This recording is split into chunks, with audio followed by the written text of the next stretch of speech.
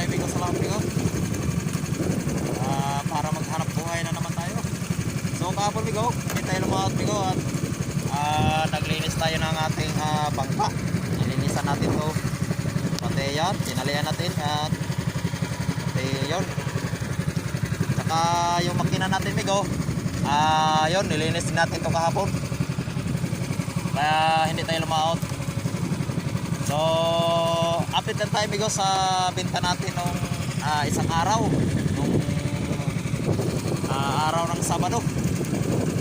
So yung isda natin bigo nung araw ng Sabado, nung last lalaot natin, buminta ng 4,000 mahigit. So maganda yung binta natin nung Sabado at malaki-laki. So sana ngayon bigo sumipad pa rin yung isda kaya nung araw na nakarang araw. So dito na tayo bigo sa Lusa. Summer pa rin bigo yung ano natin, fishing ground natin, yung location ng ating pangisdaan. So yun bigo, at andito na tayo bigo, no? Malapit na tayo.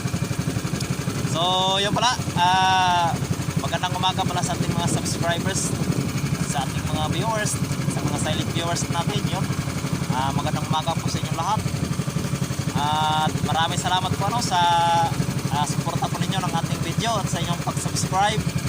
So yun, maraming salamat po sa inyong lahat. At yun ay malaking bagay po para sa kagaya kong small content creator. So yun bigo, at malapit na tayo bigo. So tabay lang tayo mamaya bigo kung makarami tayo. Sana ay pagpalarin tayo ngayong araw na to sa paglaot natin at para naman sulit yung pag-iista natin ano.